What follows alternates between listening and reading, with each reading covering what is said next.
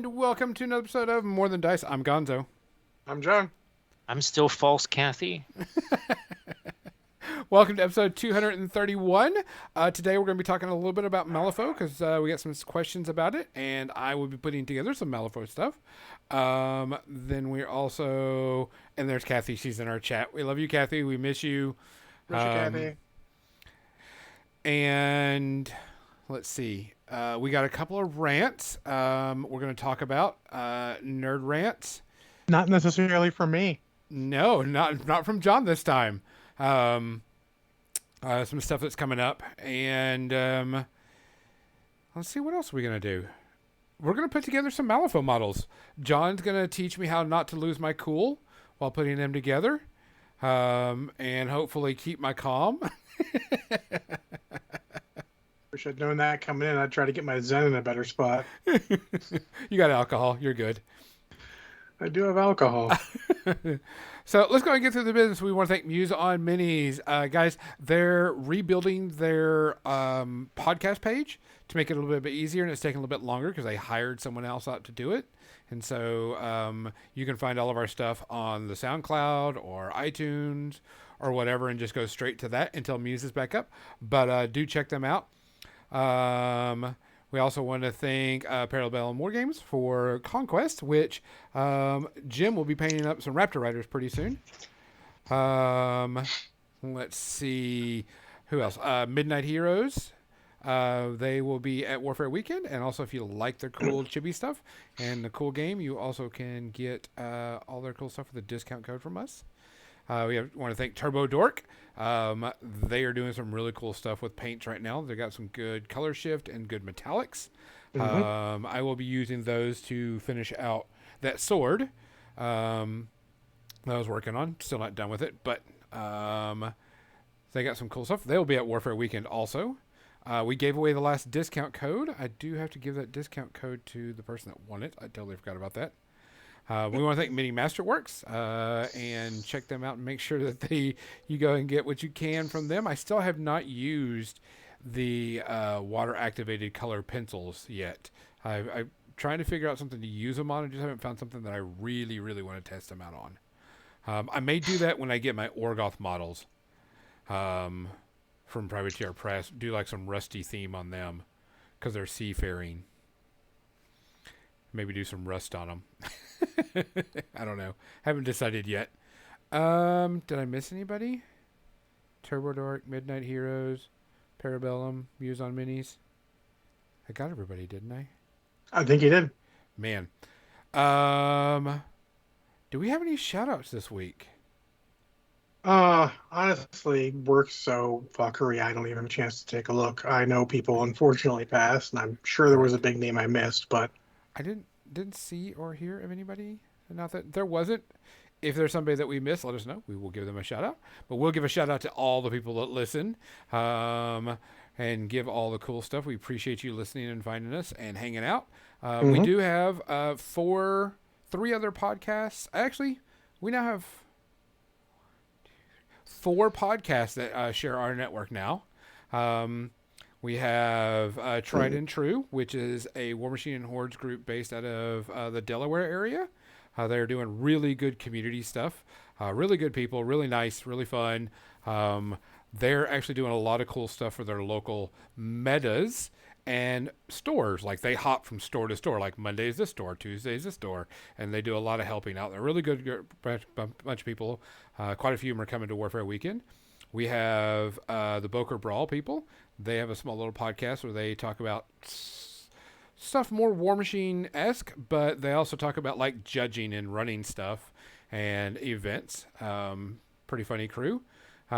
We have, of course, the Minority Report, which those guys are hilarious.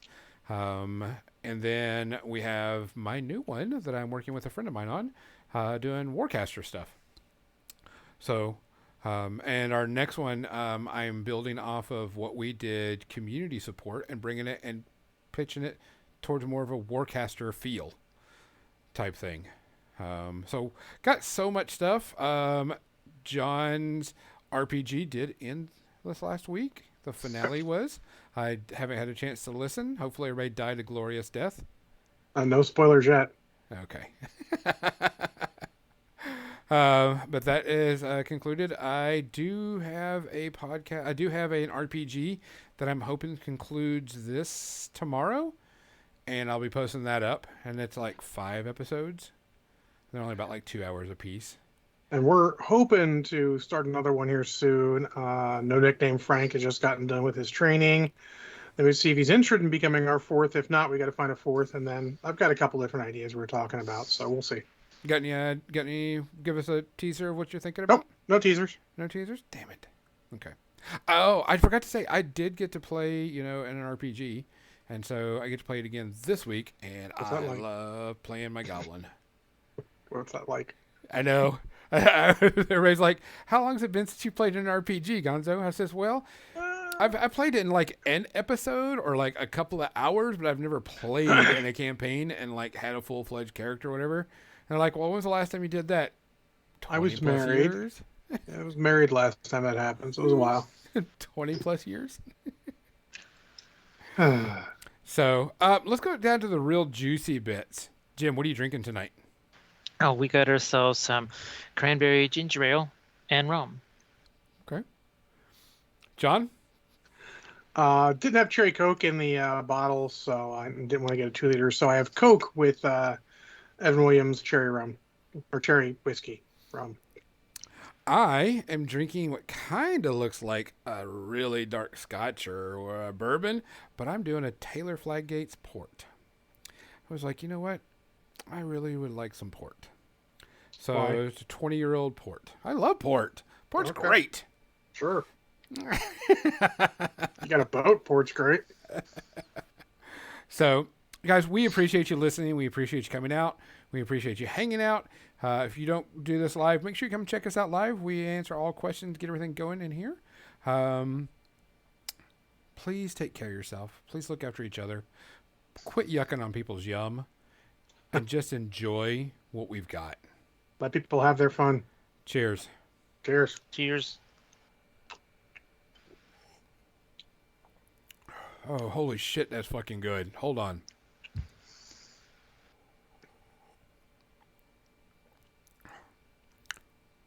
Fucking hey, hold on.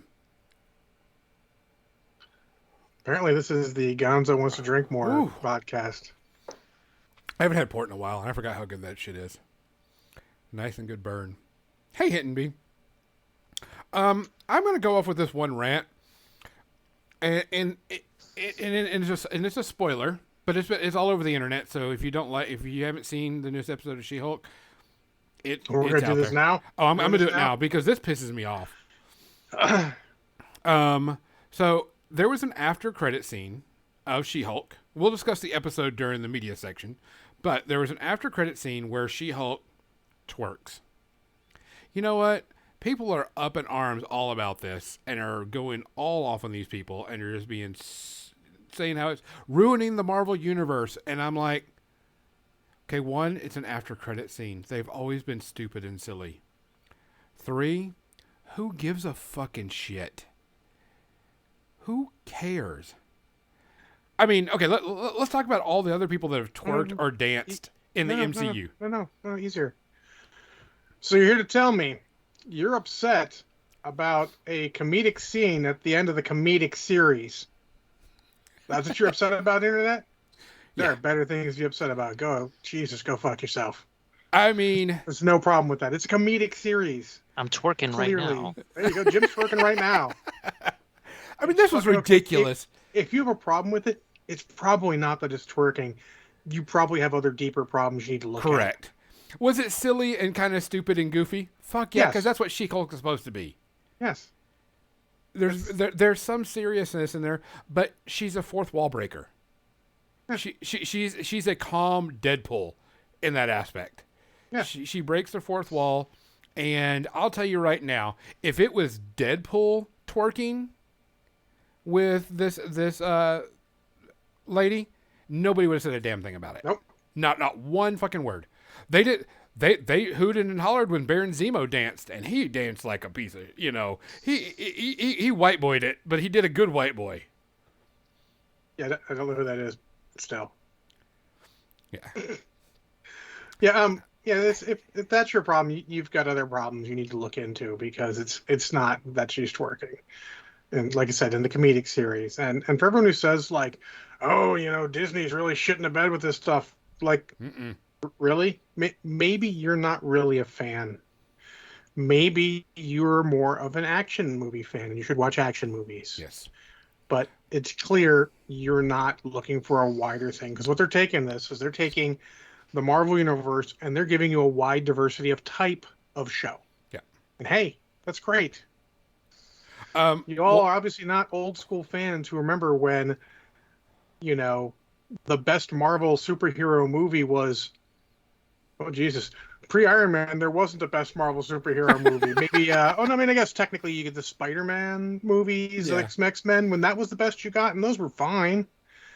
Or pre that, when like you didn't get superhero movies, you got Superman the movie, which doesn't always hold up, or the first Michael Keaton Batman, but that's still talking late 80s, well, like 90ish almost. somebody was saying like they would never make She-Hulk twerk in the comic, and somebody brought up this picture of She-Hulk jump roping naked in the Yeah, comic. it's Yeah, no, you're it's just you're also this isn't the spouting comics. shit. Yeah, This isn't the comics. Like it's okay. Get over Yeah. yourself. it's ridiculous. It is a They're comedy fine. series. You don't have to watch it. Yeah, You don't have to like a friend of mine was like, I finally figured out.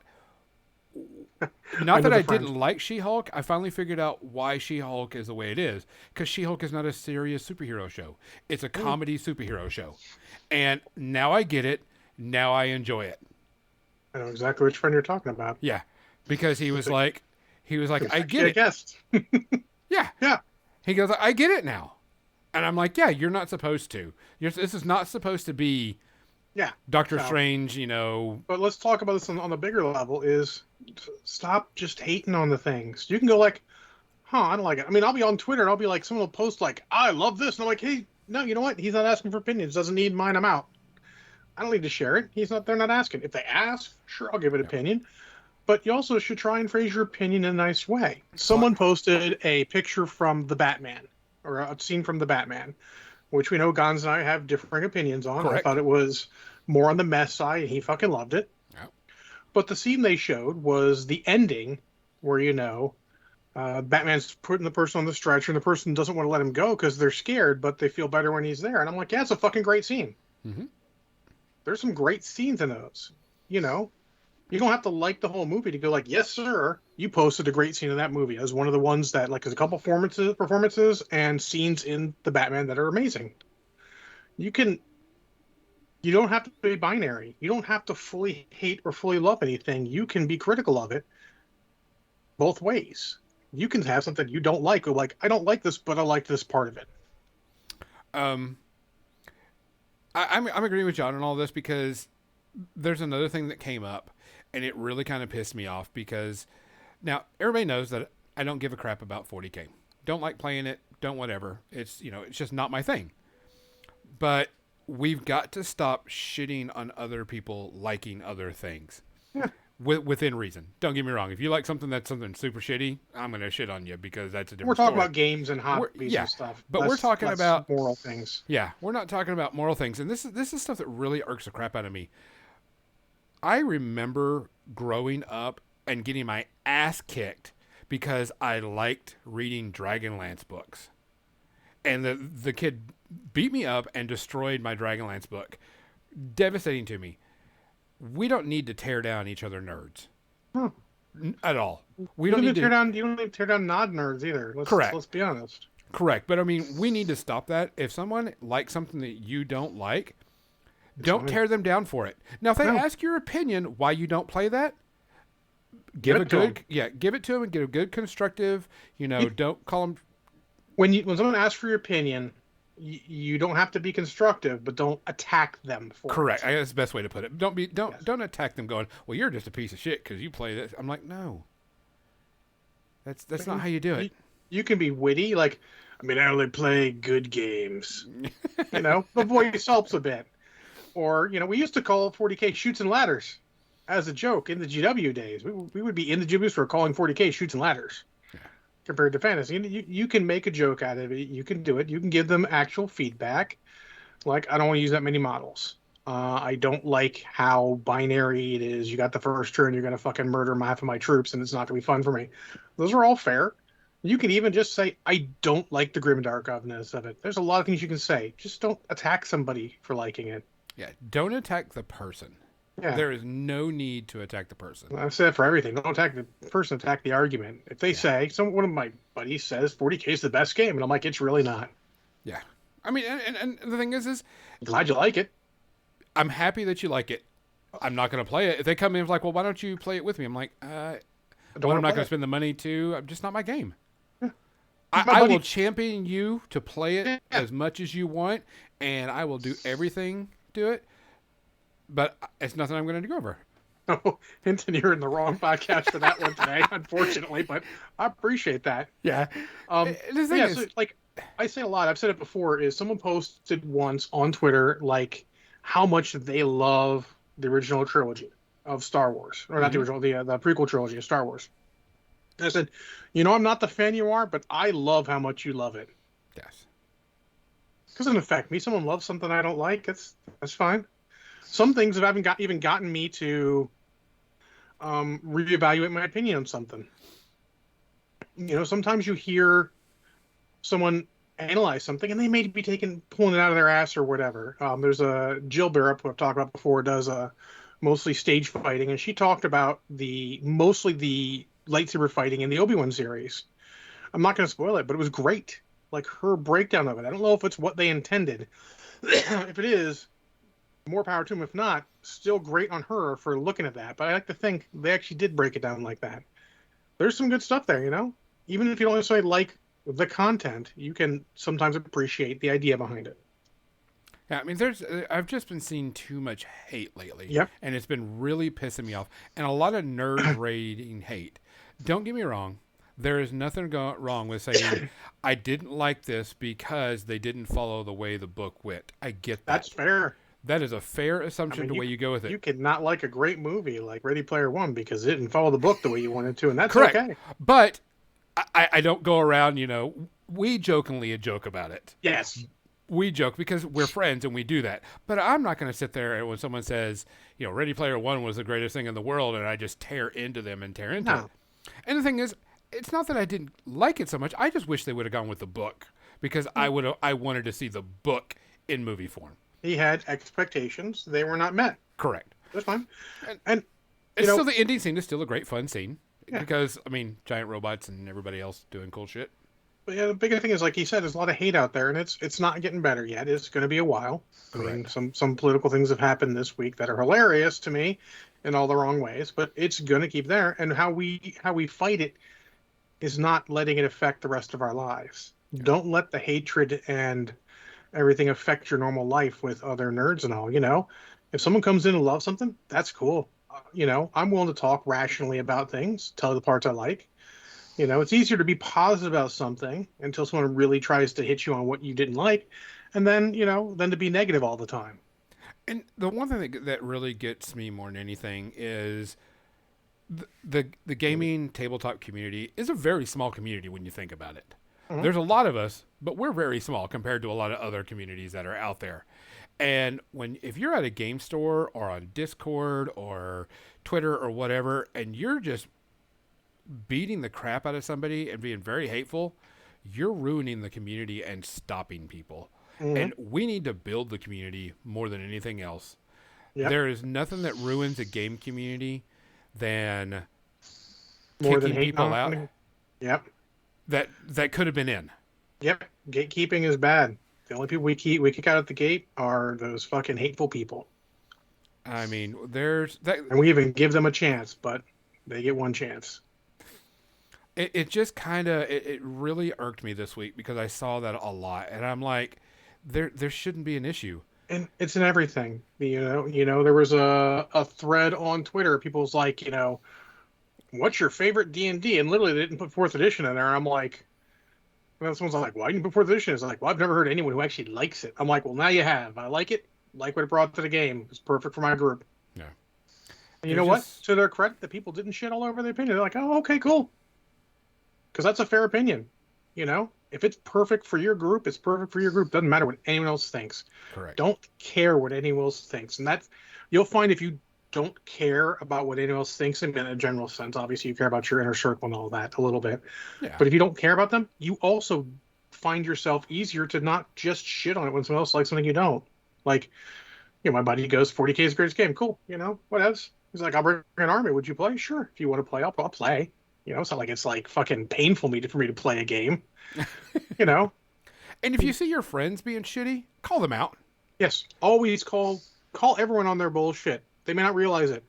They may have had a bad week. Not everyone can have can compartmentalize and take that bad week and not throw it on other people. Not everyone can do that. It reminds me, and it always gets me every time someone does that and someone doesn't say something. It reminds me of Black Panther. We don't do that here.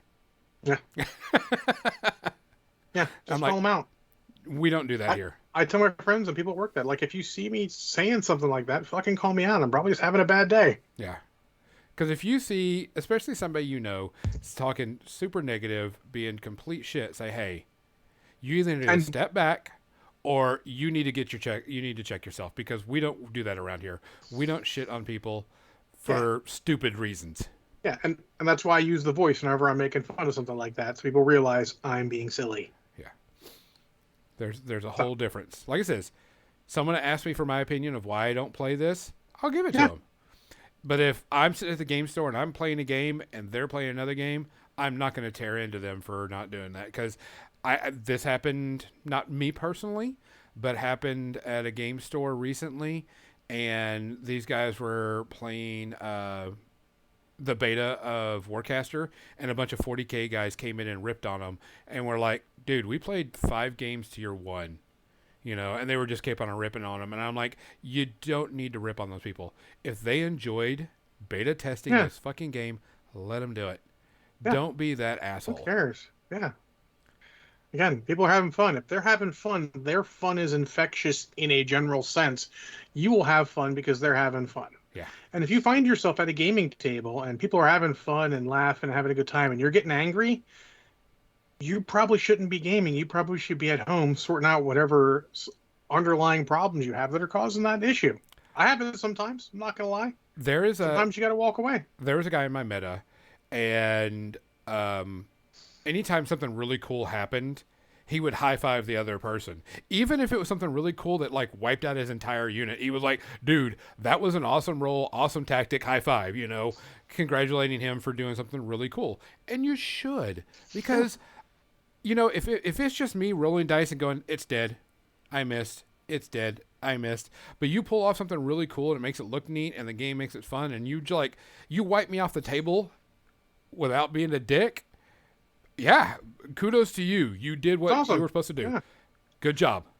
And I think sometimes we all take it too seriously. We want the challenge of it. We want the tactical challenge, but sometimes your brain goes too far into it, thinking it has to win. And I'm trying to get to the point where I don't need to win. I just want to have fun. I played MechWarrior Online the other night by myself. No one else was. My unit was there to play, and I didn't necessarily do great, but I had fun with all the games, so it didn't fucking matter what the results were. I enjoyed it. Yeah. I get to stomp around, shoot some stuff. Cool. That's what matters. Having fun. Remember, if you're playing a game and it's not fun, is it really a game? Because that's sort of the starting point for games, is fun. Doing cool shit because we can't do cool shit in real life. Yeah, exactly. So, there you go. There's another rant. There's 2 down. Yeah. And those also go in with some of the other ones, because there is too much hate to be going around right now that just irks the crap out of me. Yep. Don't get me wrong. If you don't like something, fine. But don't yuck on someone's yum. And I use that a lot now, thanks to John, because John gave me that phrase a long time ago.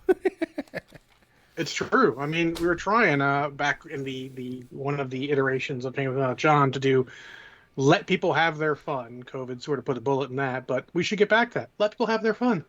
Yeah, and like I said, there's a difference between you ask my opinion and I yuck on it.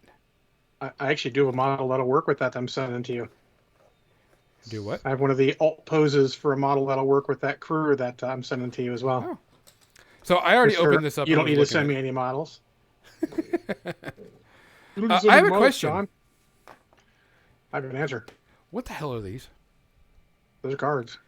The violation of magic, the So, take a read of it. limitations. So what it'll do, a model gains its ability, consumed by fire. Cool.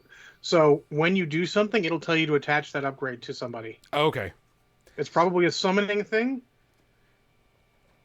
Probably she can summon models somehow. And blow then, models up. well, let me actually, I'll take a look on the phone while I'm looking at that. So a lot of the upgrades, since we didn't talk about it much when we talked about it, and again, sorry, Hinton, you show up and we're talking about a game you don't Yeah. necessarily Sorry, like. My Hinton. Love apologies. you, but these came in and I wanted to show them off and I wanted to put them together. Yeah. No, he's fine. I appreciate his pencil. Yeah, there's nothing wrong. I want to put. Look, these guys are going to be super hard to put together. You clip them off and then put them on the base. Yeah, I think even you can handle that. I think I can. John, does plastic glue work with these, and do you recommend plastic glue over? Yes and yes. Okay. Now, there's some parts you Plastic will weld. not want to use plastic glue on just because you want it to glue quicker or differently. Gotcha. So keep that in mind. Let's see here. So fucking tiny. I'm gonna do the effigy because I love this model. I wish it was standing and not kneeling though. Okay, so she's got a attack called Scorch the Soul. If this kills the target, summon a Witchling model with equal or lower cost on the target with an enthralled upgrade attached into base contact with the target. So that's when you'll use that particular upgrade. Gotcha. When you kill somebody with the Scorch the Soul ability. And most of them are like that. If you see upgrades that seem like weird, usually it's one person in that crew can attach them. Gotcha. I just saw it on there. I was like, what the fuck is this? Yep. So the correction I have to make from last week is I was Legion brought up what if someone has two keywords, and I said I don't think people do. Actually, they do. There's at least two masters that have two keywords, and you can use both those keywords interchangeably for hiring models. So the one he was talking about was English. Ivan has DUA, Department of Ungentlemanly Affairs, and another one. And yes, you can do both of those. Like I have Yan Lo. Yan Lo is both Retainer and Ancestor. You can have them interchangeably. Ooh, so basing wise, these bases are kind of weird because they have indented in here. Not a big deal, but I'm going to use the old awesome gem cork to make some bases. But I'm going to wait until I get all my models. Why is that weird? Well, this I've never seen them with this much indent in them. That's almost the exact same as War Machine Dog. I think this is deeper. Negatory. Is it not? It just feels weird. Oh, here's a War Machine base. Come here, motherfucker. Oh yeah, it's deeper. Maybe a little bit, not much. It's deeper. That's what she said. So, okay, so I'm gonna try to put these together without killing somebody. John, how do you do that? Really sharp knife. Sounds opposite, but you want a really sharp knife for a lot of those is because stop. That's not. If you have to put that much pressure on, your knife's not sharp enough. Because you're going to be on small parts. No, it's not that. It's that you're going to be on small parts and you're going to break them. I'll get down here to this part. So, you want a sharper knife. The tip area is really bad. It hurts my soul. I know. I hurt your soul no matter what. No, this is really hurting my soul. So I had a question, and I guess this is just going to be when learning the game. There is a ton of symbols on here. I don't know if you can see it because this is kind of hard. Actually, we can like the book, this perhaps. And there's like nuclear explosions. All right. So just curious, because I know that some people are going to ask those questions. Yep. Let me go into the Skype Rooney, and let's change something to. Oh, is it? Oh, I can't use it. It's not actually. Is that not working? No, What? it is not recognizing my other camera. That's weird. So we're going to jury rig something, I guess. Let's see. Okay, get that to work. Hold on. While I try and I'm under super duper. All right, I'm turn the lights. Dim the lights. Here we go. I'm trying to do this without taking a lot of time. So, oops, upside down, of course.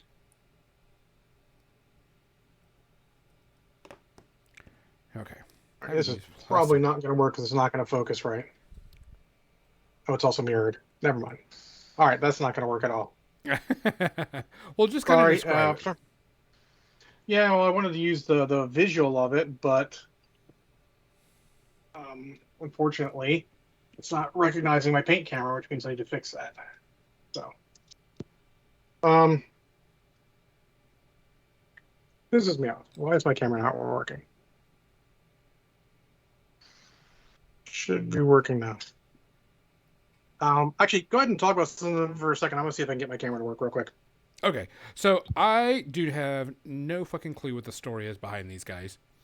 I have no clue what these people do, what their abilities do. I just saw a flaming skeleton and a chick with a sword. I'm in. So that was the only reason why I picked this up. I know that there's a couple other people that are going to be possibly playing this just to have a little fun. I mean, and I was okay with the cost. So I was like, oh, yeah, I can deal with this. Oh, as I burp. So I decided to pick this up. And now I'm trying to figure out where everything goes. Because I can't tell with this model because it's super freaking tiny. I can tell that sits flat. And that's a hip.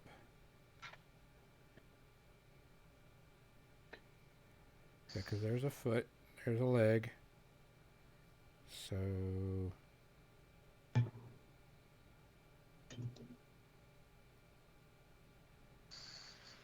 Holy free holies. This one.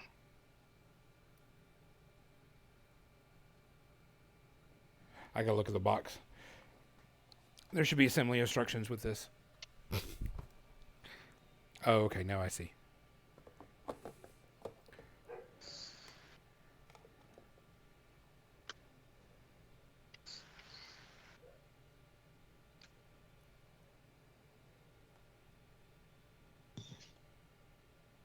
It goes a little something like this.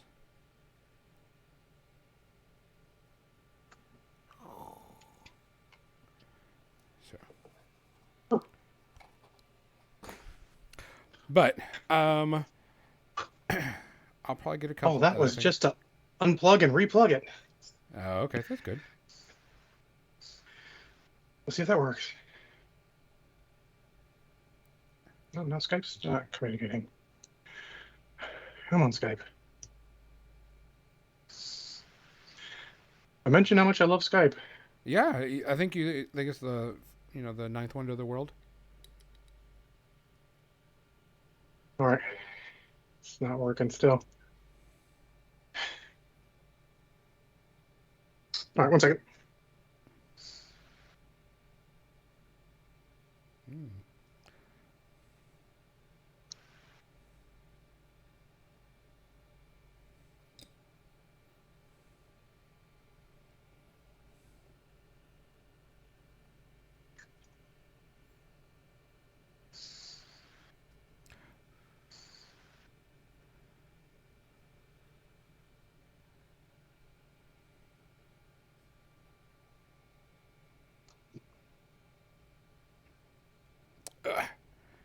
This is probably where the super glue comes in effect better.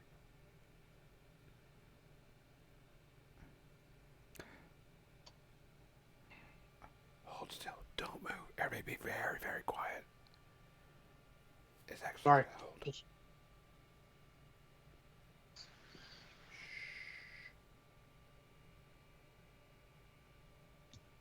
Trying to get stuff to work.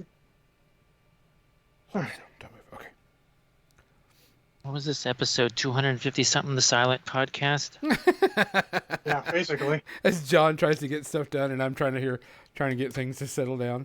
I think my plastic glue is kind of like. Okay, let's switch cameras on me. Let's see. Which camera we got now? I'm going to use the testers. Okay. Hi, Ford. Do, do, do, do, do, do, do. Wait, see if it catches up or not. Right now, it's getting the S. We're not getting anything. It could take a minute. Shouldn't take that long. So, I got these models. I'm digging them so far. Man, it's so weird how tiny they are compared to everything else I've been playing with. Everything else has been so beefy and big that I forget how tiny Malifaux models are. I blame John for that. There we go. There's something at least. I'm gonna try and bring up what I'm seeing because it's hard to run on delay here. All right, so there's mine. So, a bunch of different abilities on cards. Kind of see a card here. I'm gonna make me big screen. Hold on. Me big screen you.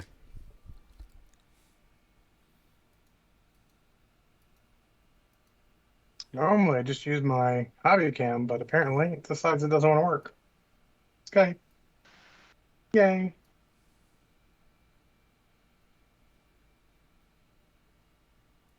Just making do with what I can here.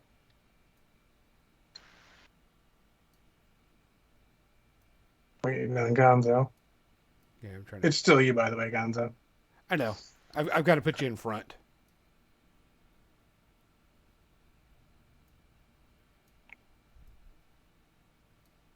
There you go.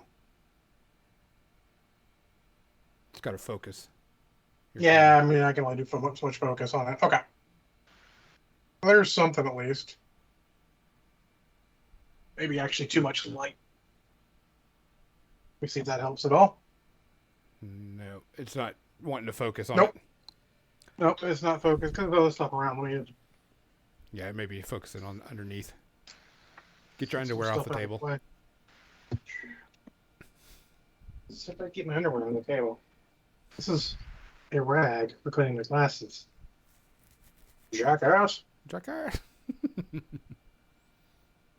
All right, so something like that.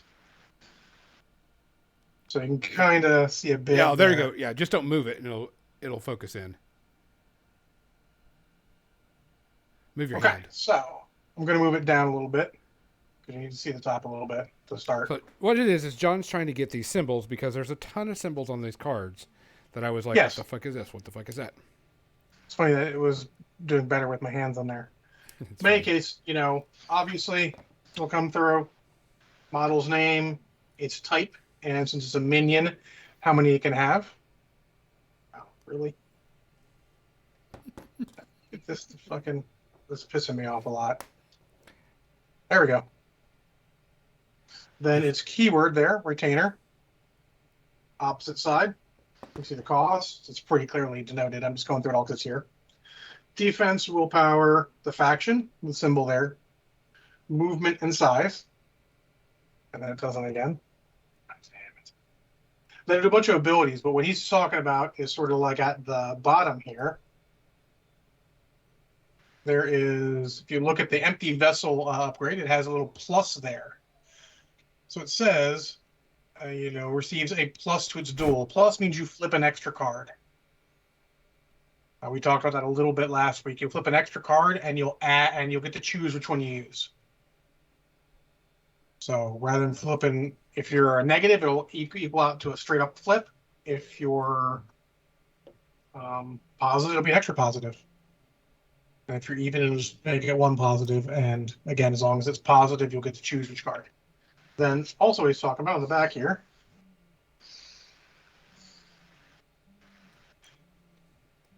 So you'll see with the staggering punch, you'll say target suffers 2, 3, 4 damage. That's the type. So you flip a card whether it's light, moderate, or severe damage. And then the mask symbol next to coordinate attack means if your attack hit is a mask symbol, you can trigger that ability if you want. Then if it's the cross feathers is the crow, you get that one instead, you can trigger that.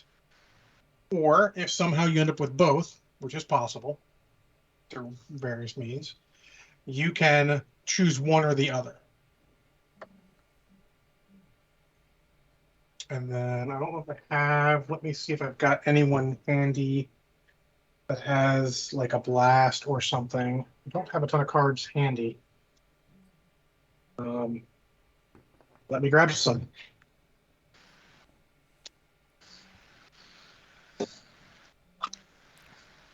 Look, some crazy person sent me a guild faction pack I don't need. I don't know who the Let's crazy use those. person is. I don't know. Let's see if I can find one real quick. Actually, I should probably just find Sonia here. The one downside is like when you get all your stuff together, there's a shit ton of cards. Yeah. I am still going through to try and find Purifying Flame. Does it not have? Where's Sonya? It should be right around here because there's all the witch slings and shit. Really? Really? There's Sonya. So I mean, but like the symbols, once you get to know what the symbols are, they become easy to figure Oh yeah, out. yeah, yeah. Yeah, it's easy to figure out because literally it's just, the basic symbols. I don't know why it's now suddenly not focusing, but okay, sure. Come on. Focus.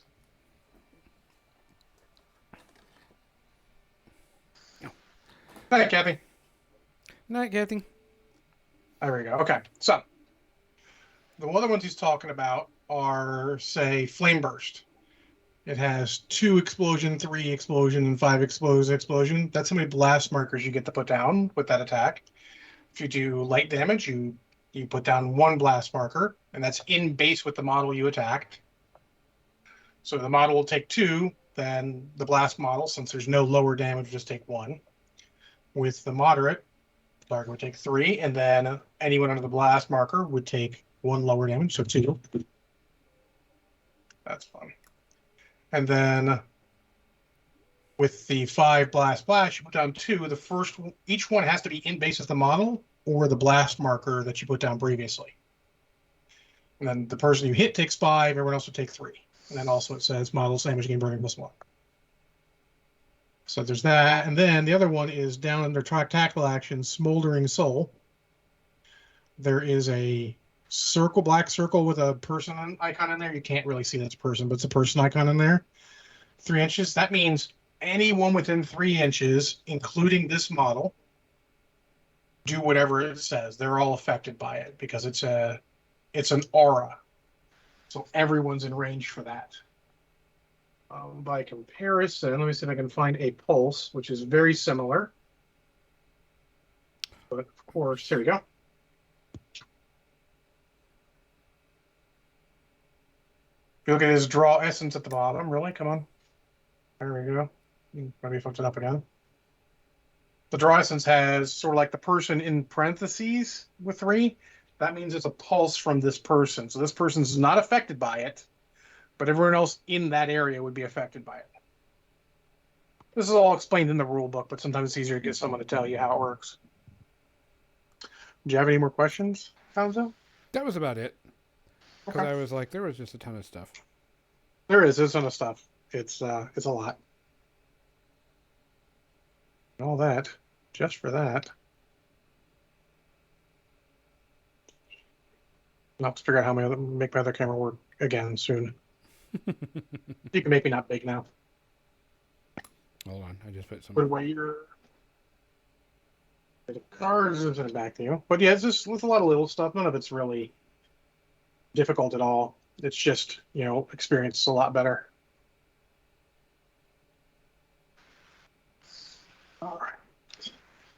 this camera back. Any other Malvo questions? Mizzy? That was about it on my end. What about you? This is why we keep everything around, because sometimes you might need another webcam holder because your webcam's not working. I don't know why it hasn't changed you back yet, but It always takes a you little done Skype?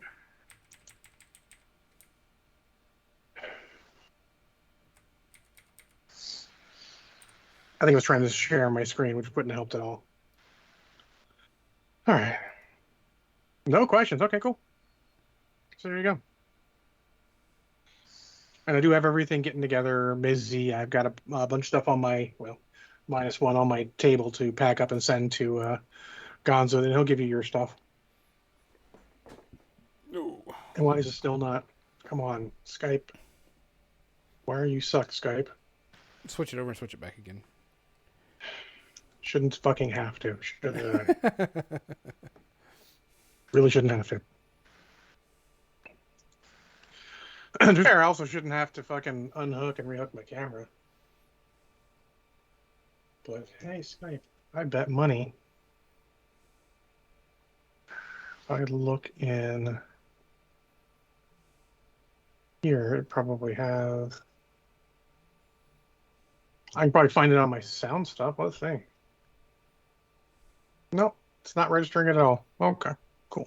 Thanks. All right. If he doesn't, he'll tell me. Good. Good. Okay. Yeah, usually it just takes a second. Yeah. So I joke that, this is super hard to put together. And really they aren't. They're just super tiny. There are instructions on the website too. If you start a model, you're like, I'm not sure. There are instructions for everyone on their website. Correct. They don't put them in the boxes anymore to save on printing, which I understand. A lot of people Better are than doing the that Marble route. Crisis Protocol, where they're like, Marvel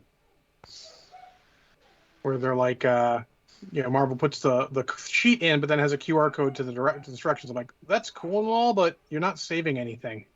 Not if you have to put a sheet. Just print in the there fucking instructions. Yeah.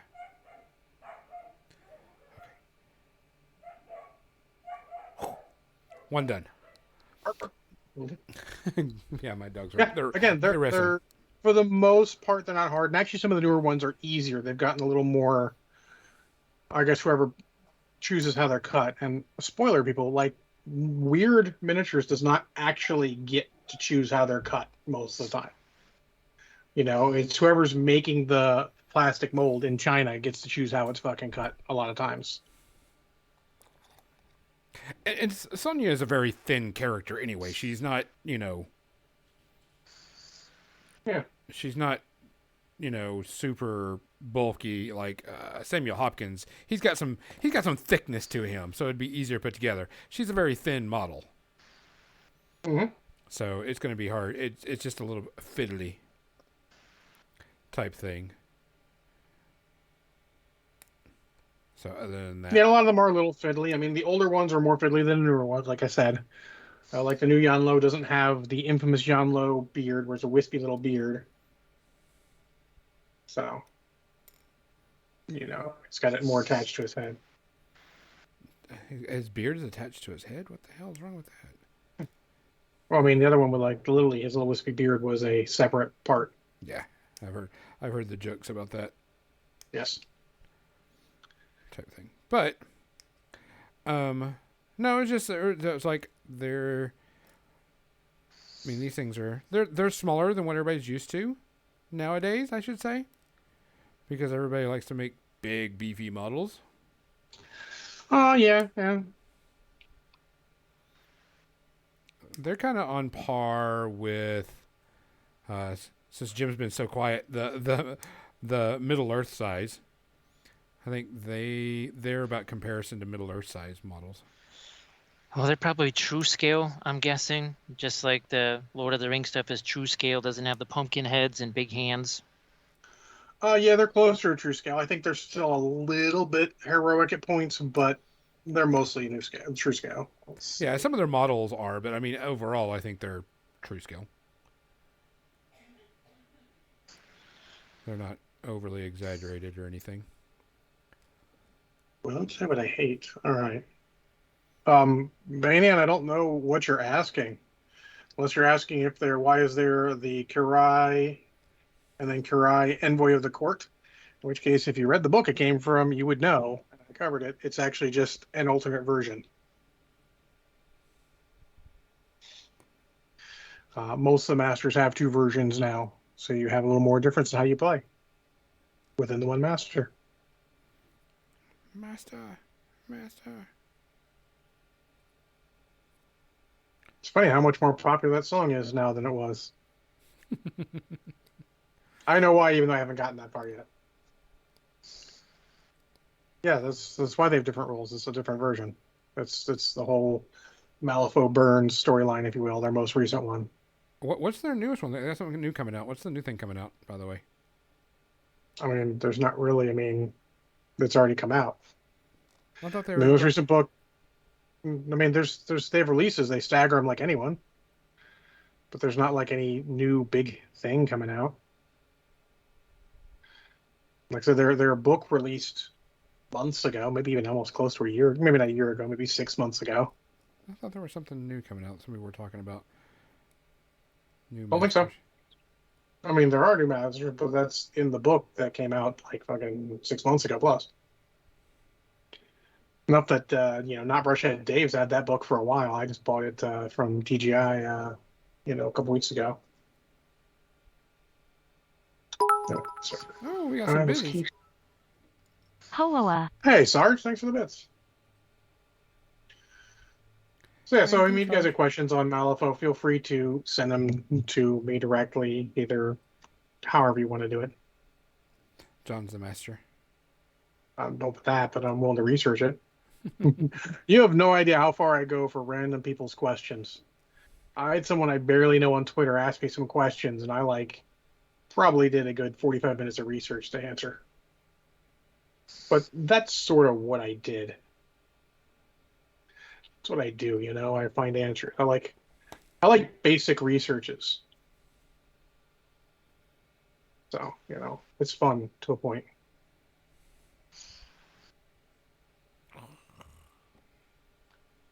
Yeah, so like hinting to the fan, not everyone is, gonna love the Malifaux. It is a very different game. Again, like we said, it's very scenario driven over kill each other driven. And still fun and a little weird with the card flips rather than dice rolls or something else. You just got to get used to it. And it can be more fair, but oftentimes it'll end up being just a holy pain in the butt sometimes because, if your opponent's got slightly better skill and, model skill, if their defense is 6 and your attack's a 5, and they're getting even with you, you're just going to miss all the time and it's going to be frustrating. But it's like any game. And there are ways to mitigate it, but that's, in learning how to play the game. There's a lot of basic actions models can take that you should not discount. Not every game has that. Sort of like in Marvel Crisis Protocol, there is the shake action, which people generally only use to get rid of stagger because they have to. But you can shake bleed or any effect. Like, oh, I'm tired of being incinerated. I'll shake it. Just takes an action. Don't forget that stuff. The little stuff like that in games is what sometimes makes it interesting. The generic actions that maybe you don't always think about. If anything, it's what made Infinity maybe a little too complicated because there were so many fucking actions. In Lord of the Rings, just because this guy has a shield, most people won't do the simple act of shielding. This guy has a shield. If he's a grunt, give him the 2 attacks. Yes, he can't kill his opponent if he wins, but he stays alive. And since Lord of the Rings is very much an objective / scenario-based game, and breaking is a big thing. I mean, you could win a game on your force being not broken and breaking the other guy. That just means keeping your guys alive. Guess what? Use the stupid shield. You pay the points for it. Use the stupid shield. Yeah, people when they came out, they were so used to the fantasy stuff where the shield was just like part of the armor save or something. No, understand the rules of the game, and get those simple things. Shielding, having your spears and pikes fighting multiple ranks and stuff. Remember that stuff. It can make a difference. And it's so for the people they either avoid all the terrain or they put out boards that have no terrain on them when they don't understand that in Lord of the Rings, if you push a guy off of a ledge, he can die. If you push him up against a wall, he's trapped. You have twice the chance of killing him. So you don't. It's not just about whatever he's got in his hand. It's the situation you put the guys in, with the supporting or with the surrounding. All those things can have a huge influence, and it's without actually having to change any stats on anybody. Which is. And the terrain is actually a good point for every game. Since Nova Open just happened, Bowie's there, and Bowie's taking pictures, and some of the terrain is just not enough. You got to play your games in enough terrain. Marvel was not great. 40K was not great. Malifaux was, it happened. It exists. They were slightly better on some of the Malifaux boards. How many pieces do you think a Malifaux board should have? Lots. Lots. Like, literally, I think they say take a quarter of the board, fill it completely 100% with terrain. That should be spread out across the board. But they also do a lot of the common problems. So we could have a whole terrain episode and probably should. Yeah, eventually A common terrain problem is people put all the terrain around the edges and there's a big open area in the middle to fight. Now, while sure, a lot of people would choose to fight there, that's not really true. What would happen is they would fight so that you have to go into the bad terrain to fight them. So they'd be up against the edge of that woods. So you have to come out of the woods at them. So, they got easy maneuvering, but you've got to maneuver through woods. There would be more of that. So what you should do is you should try and make a terrain that's interesting. You like to leave these long lanes of line of fire. No one should have long lanes of line of fire. It should be blocked lanes of line of fire. Because some of those games, like Infinity, War Machine and Hordes can have it at points. Infinity had they have jokes of American style versus European style versus balanced style of tables. Yeah, any game that you can shoot 24 inches or further, you need to have blocking line of sight. Infinity, Warcaster, War Machine and Hordes is a potential. Malifaux, some ranges of those, you need that. You have to have that. Yeah, Malifaux's a little easier because you could, if there's something to hide between it makes a heck of a difference. Like if there's concealment between you and the enemy, though a lot of the snipers ignore it, but the not snipers just happen to have the idle ranged guys will have some issues. But yeah, you want to block it. People love to just put the heavy big stuff around the edge. Like I got pictures here, I'm not going to share them inherently, of the Marvel Crisis Protocol boards, and they are terrible. This one literally is 3 of the Daily Bugle style buildings, 2 benches, a car, and a dumpster.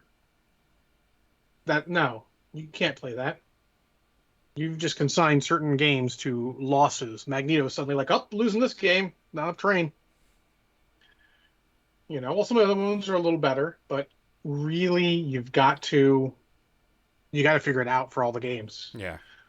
Learn the terrain. We discount terrain too much. We just throw it down and play. Because back in the day, sure, playing on a flat, plain thing was fine, but we're past that.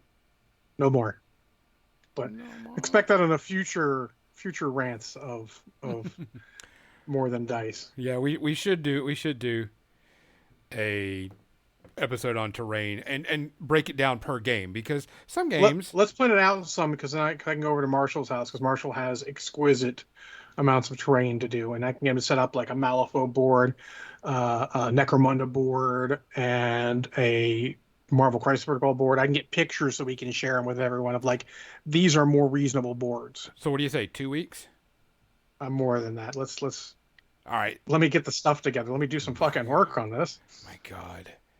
Or you can go actually make pictures yourself of good terrain boards. Fucker. I love you too.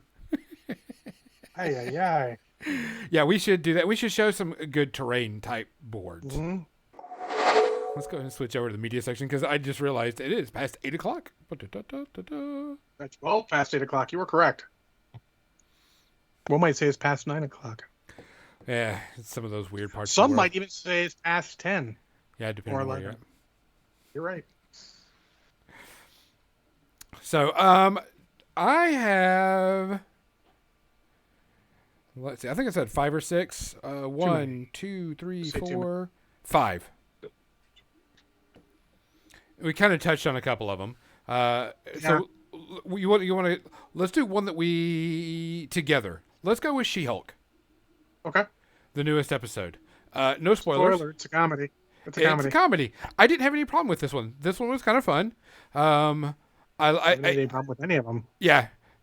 This one, it is what it is. I don't have any issues with it. I do love her little, fourth wall breaking joke. It's pretty good. I think they get just the right amount for the most part. Yeah, she's not breaking the fourth wall all the time, but just to once in a while. Yeah. To be fair, Deadpool kept it pretty reasonable too in his Correct. stuff. So Yeah. And only on good, jokes or areas. I can tell that this is another, I wouldn't say setup series, but it's setting up more stuff. yeah, but it's telling its own story. Like I Yeah. know they have to do something with some of the characters because of what's coming up as a new series. That's vague. Yeah. But I didn't feel at any point like it was just doing that. It was Correct. doing that naturally as part of it. I mean, I'd like to see her, in a serious role, and see, She-Hulk in a movie where she does some cool shit, or I mean, that might happen. where she finally is like, okay, fuck it, you're fucking with my city. I gotta Hulk out and take care of you. Yeah, no, I mean, I like where it's going right now. They're taking their time. This is definitely not going to be like necessarily a one and done series. Oh, one season we're done. I think they're setting up to tell the story they want to tell, and then be ready to do another one if they want to. Yeah. I so far I'm liking it. I'm taking it for where it is. It's a comedy. It's a superhero comedy that doesn't take itself too seriously. And it is just shy of a sitcom. And I say that because sitcoms, the main feature to me is not knowing when to fucking end a joke. Yeah. While in this, they know when to end every joke, and they end every joke at just about the right point. Yep. So, enjoying the crap out of it. Jim, you got anything this week besides the one that we're all going to talk about? Just the one that we're talking about. I'm gonna talk about. Okay. John, do you have something else that we're not going to talk about? One thing I would bring up is there's actually a video from the Foo Fighters tribute concert to Taylor Hawkins, their drummer. There's a video of his son playing drums on My Hero, and it's fucking like, I'm not even the biggest fan of Foo Fighters. I think they're a solid band. I'm impressed they have put out such a solid quality of music for so long, and obviously Dave Grohl is a fucking legend. But this is great. I mean, take a look at it. It's really heartfelt in its own way. So, and most of what I'm doing is watching YouTube videos. So I finally got through, and I finished all the episodes I missed of the Orville. Watched it to the end of the last season that we have right now. Oh, I'm interested to hear this because I've heard some stuff. I like it better as a comedy, Star Trek comedy series. But I know that they're not going to do that. He's actually doing it the way he wants, and I get it. And some of the episodes are really good, heartfelt, and everything. But it's like, here's something super serious. This is a very big problem with today's society. Poo poo, pee pee, fart fart. I'm like, yeah, you just spoiled every bit of seriousness you had and thought into this episode because you pulled this stupid joke. And I'm like, and it's not even like comedy based around what it is. It's poo and pee, and fart jokes. Who's the showrunner again? Correct. But what I'm saying, if you're trying to make a serious... Why are you surprised? Yeah, I'm not surprised. I'm just like, I can't take it serious. why I stopped watching Family Guy. Yeah. Because they would occasionally go into some serious stuff, and then they would just 12-year-old humor their way out of it. And I'm just like, I am not surprised. It is what it is. I tried to, on the bits that were serious, they were good, but it was spoiled so much by just, it's not even good humor. I don't mind a good fart joke, but I mean, it just wasn't good. And I was like, yeah. If it gets renewed for another season, I will be really surprised. I mean, you can't tell because we only hear what we hear, but correct. Based on what I've heard, I don't think there's enough people who like it to keep it up. But I mean, It did get people watching it. Yeah, I mean, I watched it because I wanted to see the whole thing, and everybody says that some of the there's some really good episodes, but I really wish it would just stuck with the comedy, because even as a serious like Star Trek show, when they try to be serious and you cut out the bad jokes, it just felt cheesy. I mean, to be fair, I never watched it because I saw some clips and all, and I'm like, oh, some of these things look good, but all the humor looks just fucking dumb, and I don't want to see it.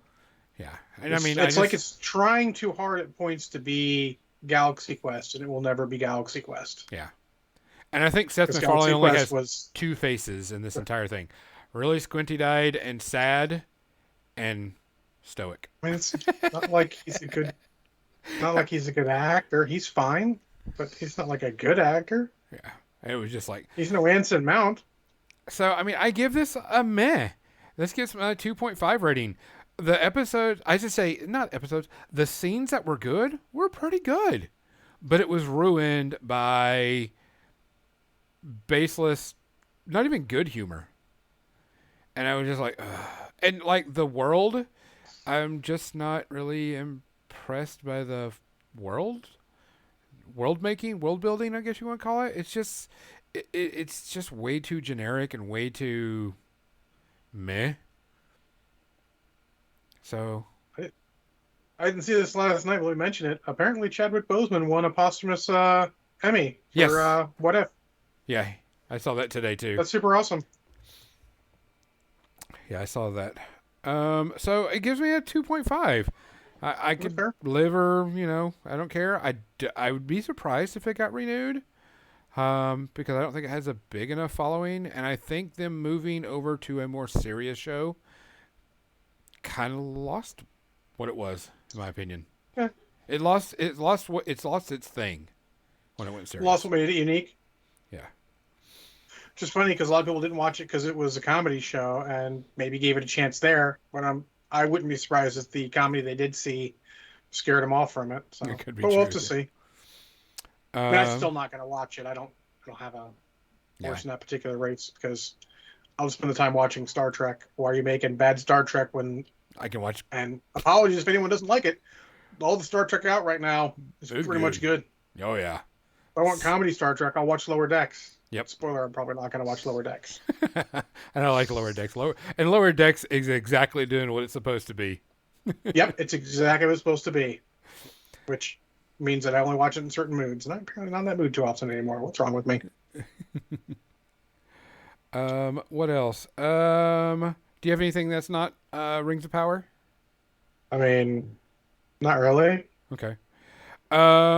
I'm going to go with something, and I watched it on a whim. I needed to take some time to work on some stuff, and of course I didn't do what I was supposed to do because I was having too much fun, and Constantine is on Netflix, the Keanu Reeves, and I like this because it is completely cheesy. I like Keanu Reeves in it as Constantine, and I can't remember the guy that plays Lucifer. But I love him in this. He is just so creepy and so icky is the best way to put it. Tilda Swinton is great as Michael. Everything else was great. Al Pacino. No, it wasn't Al Pacino. Wrong movie, Mo. Hello, by the way, Mo. Yeah, he did play a good one in that one, but wrong movie. You want a funny story or a funny note? I own Constantine on Blu-ray. I haven't seen the movie. I like it. It's a lot of fun. There's some good scenes in it. Rumor is he's supposed to come back as Constantine. They won't do it. The reason it didn't do well in the theaters is because he's as far as the DC universe goes, he's not Constantine. Yeah, the And other guy, the live action Constantine from the show is fucking spot on. I like that show too. I was really upset when that got canceled because I was like, I was having fun with this. This was really cool. But I mean, I like it. It's a good fun movie. Just sit back and chill, turn the brain off type thing. It's on my watch list. It's just, it's on a Blu-ray collection with The Crow and Spirit. Oh, the man. Spirit, probably in that one. Yeah. I bought a couple different collections at once because they had stuff I wanted to see. Yeah. I mean, I enjoy it. It's like a 1.5 type thing too. Maybe if you're pushing it there. Special effects are a little dated now, but from the scenes I've seen, it seems like a solid 2. Yeah, it's just a good show. Let's go with the big one because I have one other. Yeah, I have one more, and we can talk about that after we go through this one.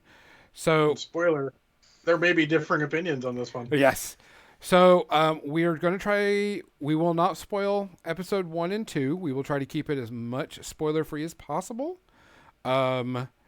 But this is a hot topic right now, and this is one of my rants.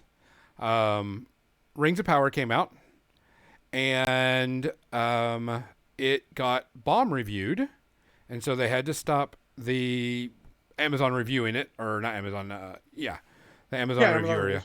And it's getting review bombed everywhere, not just on Amazon. Mm-hmm. It's getting review bombed everywhere, which is sucky because it doesn't give a true picture of what this is.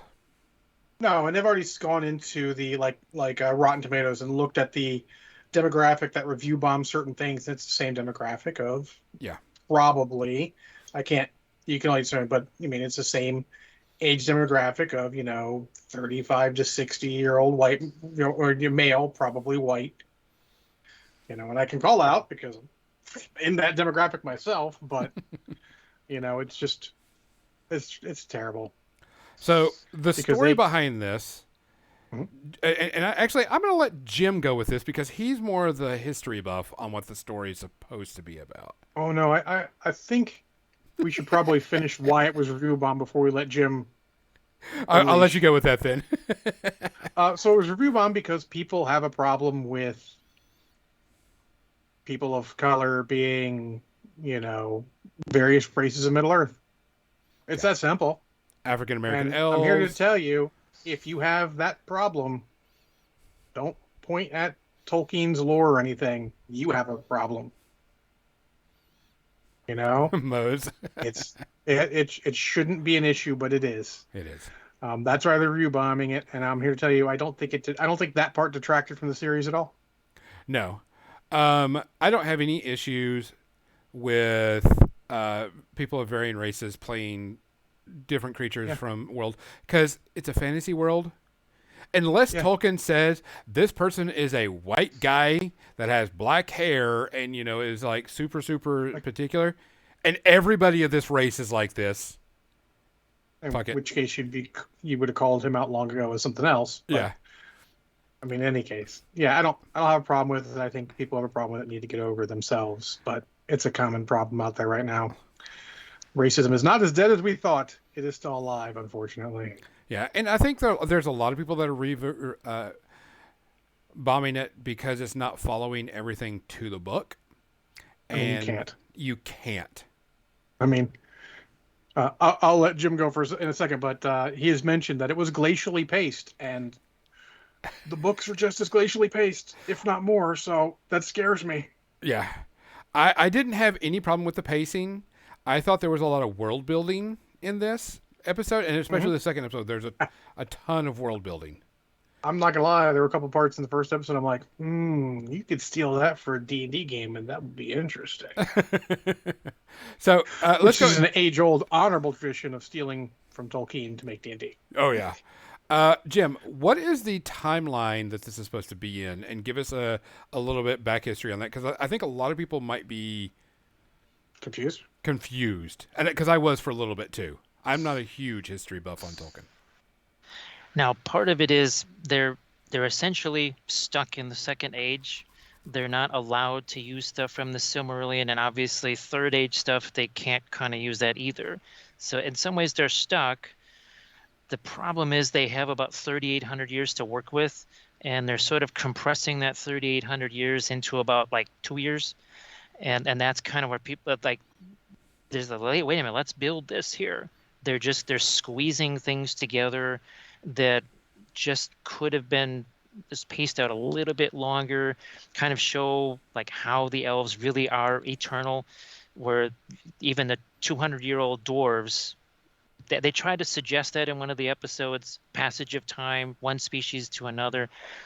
We kind of thought here, well, they have thousands of years to work with, but they said, we're going to focus on like this 50 years, and that's it. Out of all of this time span, they tried to do a little bit of setup, like, okay, mentioning the two trees and some of the other stuff. What you see?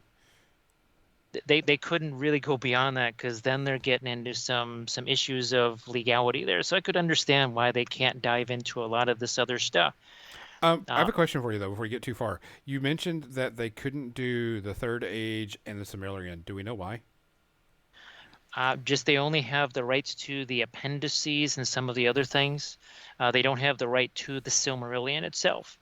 And that's what people need to understand, because I heard about that and I didn't know it was true or not, and I was like, some people are saying that they're probably right, because I mean, if you can't use anything from that area or that thing, and you don't have the rights to it, you can't even reference it for the most part. Yeah, think of it like Marvel with what they had to do with Wanda and Pietro in Avengers: Age of Ultron. They couldn't use the Scarlet Witch as such at that point. They couldn't use Quicksilver as such at that point because the rights were in different areas. So it's sort of like that. And of course, even with all 6 of the Lord of the Rings movies, there's characters that I enjoy that aren't in there. I mean, even Glorfindel, he's in this. He was a big deal in the War of the Ring, but he doesn't show up at all. He's not even mentioned in any of the 6 movies. Yeah, they took him out for Arwen. Arwen took his spot in the part he would have been in the movie.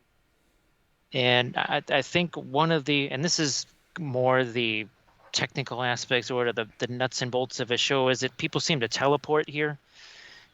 Like all of a sudden, these guys literally take a hundreds of mile journey, and it looks like they just walk down the block because they're wearing the same clothes.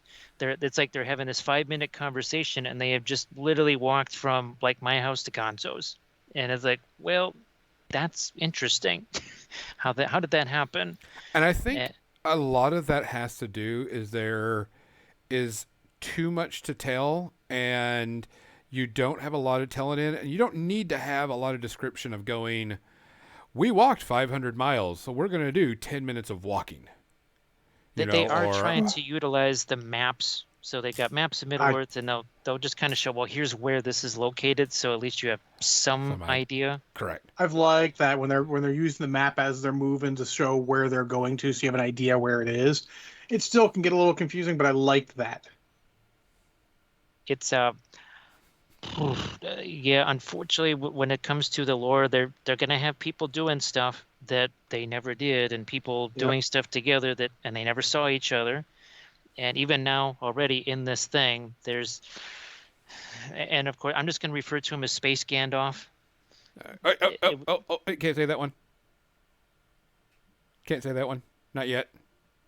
Well, we're not going to go beyond that. It's just, let's just put it this way. That's been named several different things. That's been named Space Sauron. It's been named Space Sauron. It's been named Space Blue Wizards. It's been named all of them.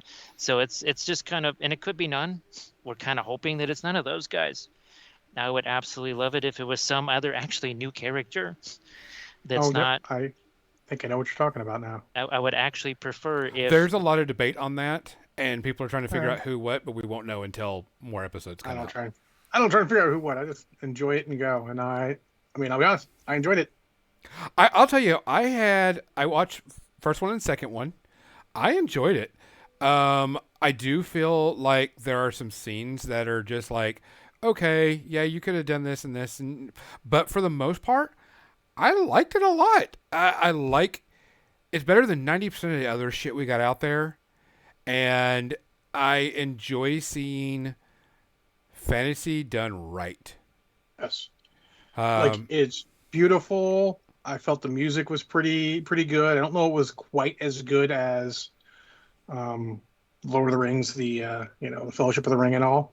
And I think honestly, the Fellowship of the Ring and maybe to a lesser extent Two Towers, like, are the ones where I feel like the music really just hits the right notes at the right tone and is pretty much perfect. Yeah. I don't get that from the last one as much, and definitely don't from The Hobbit, but I haven't seen The Hobbit many times. To me, these first 2 episodes were very much world building, character building, setting the scene, setting the stage, and getting everything ready for what's going to happen. And I think that's the reason why they brought out both of these at the same time. And another thing is, I feel, and this is the saddest thing about media in general, people say this a lot, is I feel like they think they have to have a big name attached. Because I feel like you could have taken what they had here and it could have been its own fantasy series, and I think it would have been fine, better even, because you wouldn't have had people who know the Lord of the Rings lore hardcore, which the average person, of course, has no fucking idea. You would have had them more just like, oh, cool, it's its own thing, inspired by. But you feel like nowadays they have to have the big name attached or no one's going to watch it.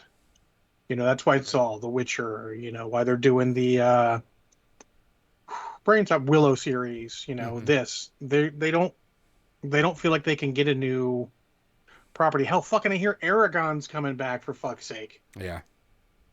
Because they need a big name attached to it rather than trying to do their own thing. Because no one's going to watch, some new fantasy series, they think. Will they? I don't know. Eventually going to have to try. Every series is new at some point. Yeah, and like I said, a lot of these actors and actresses were pretty brand new. They're not big name type things for the most part. They've done some roles. Let's not be stupid. But you're not putting like a huge named actor on this, and I like that, in my opinion. I don't want a huge named actor because I don't want them to be carrying the show per se. I feel like they're getting into their roles. I don't necessarily think any of them were perfect, except, visually, the Galadriels were just fucking spot on. At one point, I actually thought that they put, when they did a close-up of her face and her eyes, I was like, that's got to be the original actress type thing. Nope. But, for the most part, and this really got me because people are just like shitting on it beyond belief. And I'm like, there is no reason to shit on this. 1, we're 2 episodes in. 3, this is a story that's never been told. 4, it's a story that hardly anybody knows. And for the fact that we have really not a great reference source material for. We have snippets. People also realize is, and we talked about this in reference to like Batman and all. The story's been told. Now it's become mythology. And honestly, Lord of the Rings has become basically sort of like a modern mythology. You're going to get different tellings on certain things. We've already had, multiple Lord of the Rings movies. Because remember, we were just talking about the Ralph Bakshi versions, and then the live action versions. There's been multiple versions already. It is sort of a new mythology, and people are going to tell things in a different way. And if you discount it just because that's not my Lord of the Rings, you're going to have a problem at points, unfortunately. It may not be for you because they're not going to make it perfect to the books. Much like you and Ready Player One. Yep. It wasn't exactly the Dragonlance fucking animated thing. I don't think either of us enjoyed that very much because it was not the books. And it's going to happen, unfortunately. Yeah. And I'm here to tell you, it's okay. We are in the nerd renaissance where there's gonna be lots of stuff for you to like. You don't have to like everything just because you think you have to. It's because everyone else is. You don't have to like Star Wars because everyone else is. You don't have to like New Lord of the Rings because everyone else is. You don't have to like any of that. You can just like what you like. You watch a couple episodes, not for me. Cool. Enjoy. Glad you tried it. There's bound to be something. Watch some more Witcher. They're still, they had to delay Witcher season 3, but they're still working on it. Yeah. The Willow series is coming out. Maybe that'll be for you. I don't even know. Maybe it's based, I don't know if it's based off the books they wrote or not. We will see. I will give it a shot at least. I do want everyone to try it though, because especially with fantasy, more than any other genre, we have to keep them knowing that we want good fantasy. Yeah. I think the disappointment for a lot of folks is they didn't need to have, believe it or not, I was actually looking forward to seeing something that didn't have hobbits, Galadriel, Elrond. I wanted to actually see no You want something characters different. from the movies because I would have liked to see Glorfindel, Finrod, Celebrimbor. These guys carried. I would have liked to seen what was going on in the eastern part of Middle Earth and the southern, because there's all kinds of different countries and races that are going on. I would have Here's liked the to. good thing: is they have to start with where you know. Much like they feel like they have to start with, have to be a property that already exists to get people in. They have to start where you have a frame of reference, and then if this does okay, they can go and explore more. Yeah, because I would You like know? to see. I'd love to see the stuff I'm like, cool, this sounds great. Let's watch it all. I'd But you've love got to to get see. everyone in. That's the reality. Is you've got to have everyone interested in seeing it. Because if you don't, then suddenly it can't get the it can't get the money it needs. Because like, only part of a part is going to look at it. Look at Miss Marvel for fucking for Disney Plus. It's a niche of a niche. So it's not going to get the viewing numbers because it is super specific. But they're so big in Marvel now, they can do that once in a while. Yeah. And we want all this fantasy to get big enough so that they can do that. They can go as deep as Jim wants, show the other parts of the world, make a cool story. I mean, you're in an ancient time. You don't need to have human characters that they can do whatever they want because they're not going to be around when fucking heroes show up in Fellowship of the Ring. They're going to be long dead. Going back to what Jim was saying, that the Easterlings and stuff, I don't know much about them, but they looked cool in, of what I saw. And sure, it would be awesome to see that. But I'll tell you right now that if you would have done an Easterling Rohan series before you did this, it probably would have not made it, or they would have never done a made it at all. Rohan one. You could have put Rohan. Rohan would have been better Rohan's than noticeable, but yeah, you have to stretch. I don't know, who do the Easterlings fight normally? Well, they're basing an entire movie on the War of the Rohirrim, on Helm Hammerhand, a specific character animation from Rohan. That sounds awesome. It's just here again. It's not like just wanted to see the Easterling. I wanted to see the origin of the Corsairs, and it's here. It's almost like they're just they're gonna kind of narrow this thing down when they could have made it broader. It's like they want it to be a broad thing, but they're kind of tightening it and narrowing it down, which is a little bit disappointing. And they even still could have had some of these characters as part of it. It's just really weird to say, why did they have them quite doing that? And you understand they have to. Well, unfortunately, they've kind of some of the guys they've killed. There's guys like they're in the movies that in this show they will be dead, and it's like, boy, miraculously must have come to life. I guess Gandalf is not the only guy that comes back to life in Lord of the Rings. Spoiler alert: he comes back. That's because he stole all the Eeps. He spent him in a run so that when he soloed the Balrog, he would get all the Eeps for himself. It's cunning, really. Comes down to it, if you want to see more fantasy, you want to see more cool shit Lord of the Rings, you need to watch this stuff. Yeah, give it a shot. Give an episode or two a shot. Like, you don't have to watch them together back to back. I didn't. I've always seen the first episode. But I've been doing that with a lot of shows. Give it an episode or two. You can't just do the pilot because sometimes the pilot's not enough. Maybe you like it, maybe you don't. Hell, I gave Andromeda a full 8 to 10 episodes. I was like, this is fine, but I don't want to continue watching it. Well, my concern for this thing all along was just that, and we keep talking about things like other shows, The Boys, The Expanse, where some seasons are really, really good, and then other seasons, and they could even be the same writers, and you go, wow, what the heck happened there? Because it's all crapshoot. People think, because if someone did good once, they're going to do good again. Past performance is no indicator of future performance. It could have been lightning in a bottle. Look at the M. Night Shyamalan Ding Dong. He did one or two great things, or let's say one great thing, some good things, and then just crap. Because sometimes you just happen that way. Yeah, lightning in a bottle. I get my fear was that this would be like that final season of Game of Thrones disastrous kind of thing, and then end up wiping out a genre basically. But it looks like they've come back to Game of Thrones, and people seem to like whatever the new one is. So I guess the things that might seem dead can actually still be brought back to life if it's decent enough. Yep. Yeah. And hope we get to that point where fantasy doesn't just die. Because for a while, whenever fantasy had a stinker, it would go away for a while. A long while too. Yeah, that's why we're, I mean, think about it. I think at this point we've seen the pinnacle of fantasy movie. I'd like to be proven wrong, but I mean, any one of the original trilogy of Lord of the Rings is the best fantasy movie out there easily. Yeah, yeah. Second, Willow.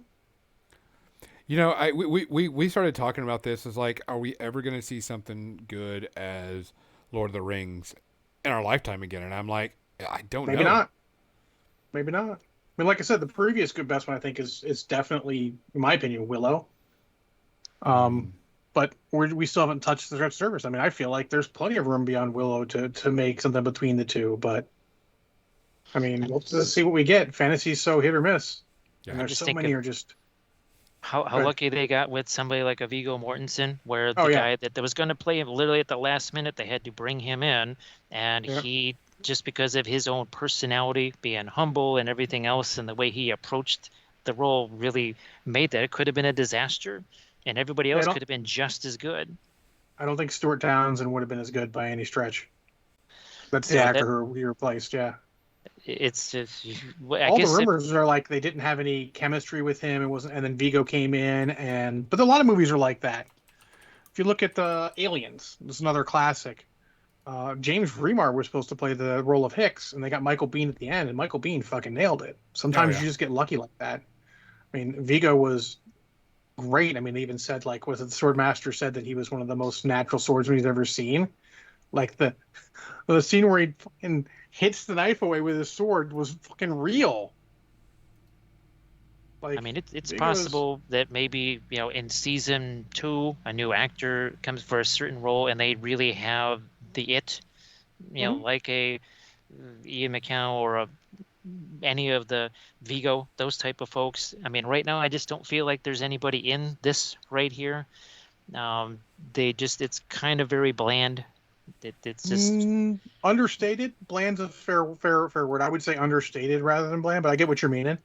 I mean, right now I think the Elrond is probably the most outstated character, and he's, I mean, a much younger Elrond, so he doesn't fit with my idea of Hugo Weaving from Lord of the Rings. It's kind of weird because you're like, oh, that's Elrond. Hugo, no, this is a young Elrond. But like, twist your thousand years. I mean, in the past, it's hard to wrap your head around. It's one thing you've got names recognized, another thing where unfortunately you've got, they don't resemble who they become.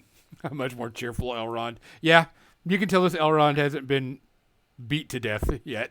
I mean, he hasn't done the fight. I mean, look at the fight in the battle at the beginning of Fellowship of the Ring. He hasn't been through that yet. That's got to fucking destroy somebody. Yep. So. I mean, when we talk about, we don't have time for it, but think about elves and PTSD for how long they've been fighting. Good God. The one thing, and I wonder if that's maybe something they might touch on here, because, spoiler alert, they're heading to Numenor. Sorry, everybody knows that. And one of the things about Numenor and men is that death was considered by, like, Iluvatar, and that was a gift. The curse of immortality is that you see you see a lot of people die, and you live on and you keep living on. The world starts to die around you. Mm-hmm. Kind of like what was going to happen to Arwen, right? Aragorn, spoiler alert, he's going to die, and spoiler alert, she's just going to keep living there. Yep. And that's why they were so surprised when the Numenorians said, yeah, we don't like this whole death thing. Yeah, fair enough. But that's an episode. I think obviously Jim's a little more cooler on it than we are, but that's fair. Jim's much more into the overall Lord of the Rings lore. I mean, well, it doesn't matter. I understand they got to maybe almost entirely ditch the stuff. That's okay. It was more the technical stuff, like, because visuals and that sort of thing, I know people like those. For me, some of my favorite TV shows and movies basically take place in a single room with zero cinematography, and it's just the actors being really strong. Yeah. And that's, I guess they don't have those actors here. I'm comparing it to that, and that's where I get a little bit kind of just disappointed in a way. Oh, one more quick rant. if you have a problem with the using a sword to throw Galadriel to murder an enemy, but you don't have a problem with Legolas sliding down the fucking trunk of a Moonkill in the first movie, or sliding down a shield in fucking Helm's Deep, then you have a fucking problem you need to look into, sir or ma'am. Look into your problem. It's fantasy, people. It was cool. If someone said, I want to do that in D&D, I'd be like, all right, roll some dice. This is going to be fucking awesome. It's fantasy. You got to just... The genre is called fantasy. Come on. But, all right, guys. We've got a little bit over time. It's okay. It's all right. We appreciate... Holiday weekend. Yep. Hope you guys don't have to work tomorrow. If you don't have to work tomorrow, good. If you do, I'm sorry. Please be careful. Please be safe out there. Please come back. Destroyed that. We want you to come back again. Don't forget, we'll be back next weekend. Next weekend I will pull something out of my sack for somebody. Which Ford Fitch? I still have your tank. You just I gotta figure out time to get it to you, buddy. We're gonna send y'all off to Nick's 2709. He only has a few people watching. He's painting up some terrain right now. So other than that, for More Than Dice, I'm Gonzo. I'm John. False Kathy. Good night. Let's raid. Stick around and just raid this guy and just give him a good follow. Any little bit helps, guys.